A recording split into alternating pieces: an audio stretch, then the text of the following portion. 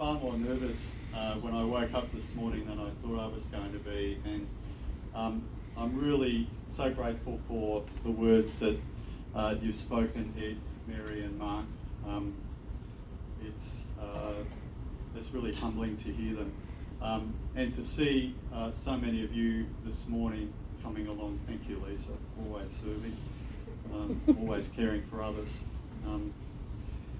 As Mary has said and Ed has sort of articulated, I'm not leaving the scene altogether.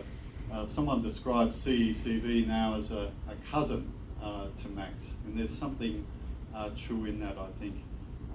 Working 3 doors up at the Catholic Theological College, the coffee place is Solo's halfway between here and there, so I suspect I will see people from time to time. Notwithstanding that, and the fact that I look forward to what unfolds under Jim's leadership this year with Ed as well, in establishing a new CECV, there'll be many occasions, I think, that our paths will cross, and I do look forward to that. It is, however, time to move into a new space, and I figured that out about 14 months ago. That maybe accounts for why I'm a little nervous today. I think it's a big moment. After 25 years sitting at an executive level, I'm really looking forward just to being able to pick and choose a little bit more what I'll be focusing on and working on. Some people have asked about the beard. 25 years ago, when I did some media training, when I first became a director, I was told by the media trainer, people who wear beards have something to hide. That's the perception in media land. So I'm looking around at you guys who are wearing beards. I don't know about that theory, but I thought as I move into a new space, particularly if I've got less hair anyway, whether it makes me look more academic or just older, I'm not sure, but it is a chance to move into a new space. I'm rather taken with the idea of David White's, who's a writer, there are 3 marriages each of us has as a human being, as an adult anyway.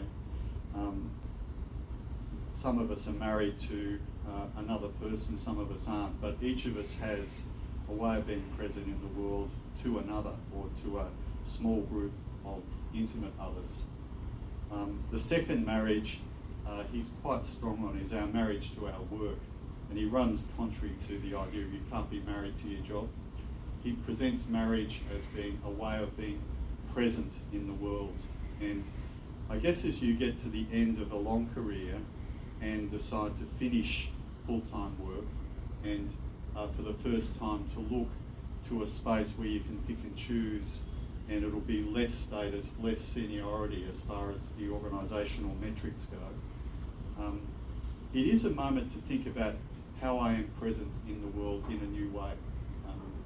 And the third marriage that he talks about is the hardest one of all, and that's the marriage to yourself, and the way of really being present to yourself. So I think maybe I should wait till retirement to really try and knock that one off, but it's an ongoing journey that each of us has.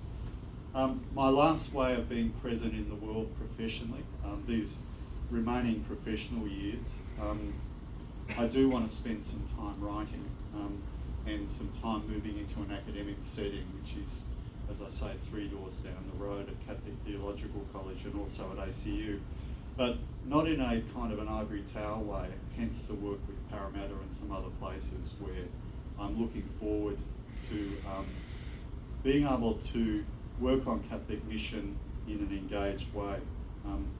As most of you would know, that's a contested area at the moment, and I believe is going to become increasingly contested. Hence the need for people to look at what our Catholic faith means for fidelity to being Catholic and at the same time being culturally plausible. There's a tension between those two, and that's where I want to write, that's where I want to work, that's where I want to spend the remaining years of my professional life working at that interface. I don't have all the answers, I don't think anyone does, but I do think there's a critical need for more of us to be working in that space. But that's about enough from my hopes and dreams. I'm pleased to report, just on a final area that people have asked about, that yesterday I did have a victory at the table tennis table. I knocked off one of the nephews and he was really quite annoyed about it, which gave me a special joy. In an office this size, it's really hard to get to know everyone. In fact, I think it's impossible. But I've always appreciated the warmth, the generosity and the commitment to getting the job done that almost universally you always find, or I've always found with people here. So thank you for coming. I want to obviously mention in particular the people I've worked with most closely.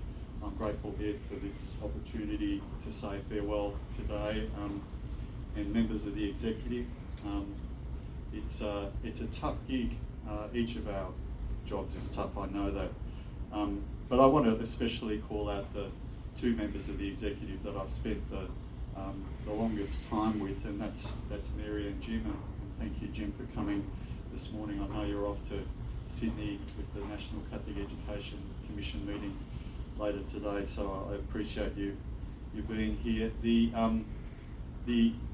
This talk wouldn't be complete without a reference, as Mary said, to bushwalking. I often use it as a metaphor for life, and before I mention the metaphor, people ask me, Mark, why is it that you seem to know what to do with some of the priests that are difficult? There are not many of them. Well, there are a few, we know that.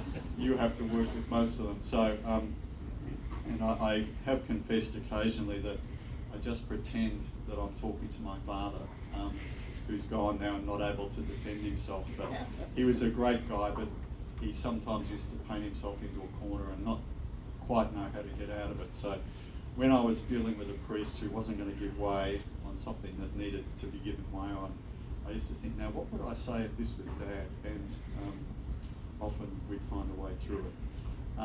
In a bushwalking scenario, you have the dizzy heights, and I would have seen that with some of you, but you also have the drudgery, and we always have that in our working lives.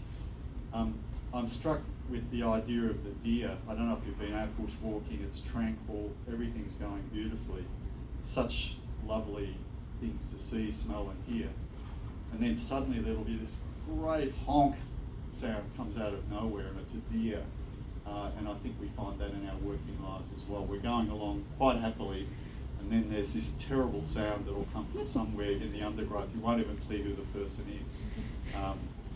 We have our deers from time to time.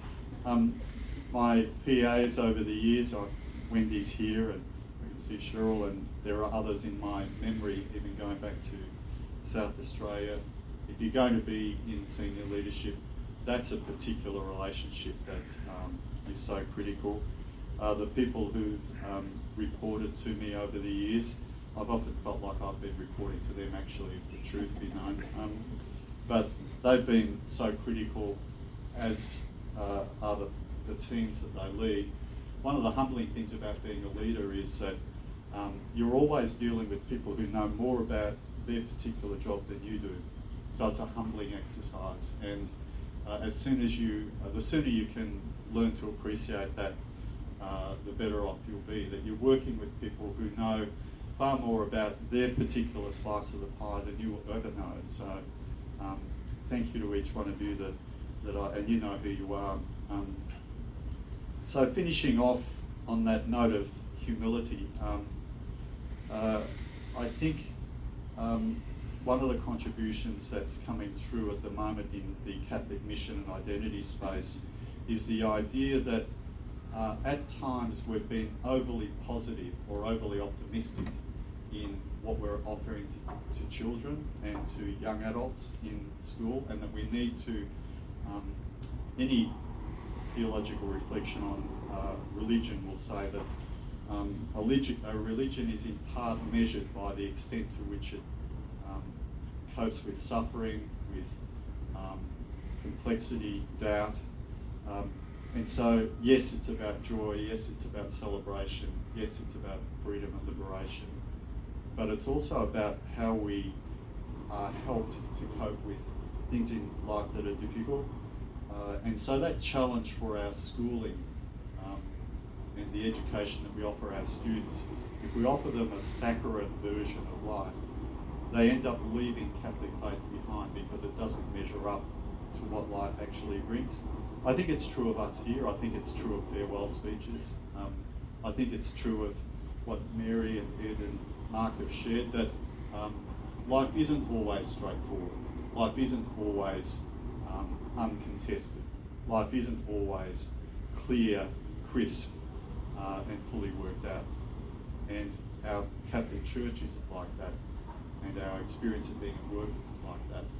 So for those of you who feel let down by people, those people that I've let down, or those moments where it actually isn't sweetness in life, I've certainly had more than my fair share of all of the above amidst the great moments and amidst the ordinary encounters that are so uplifting and make you want to go to work each day.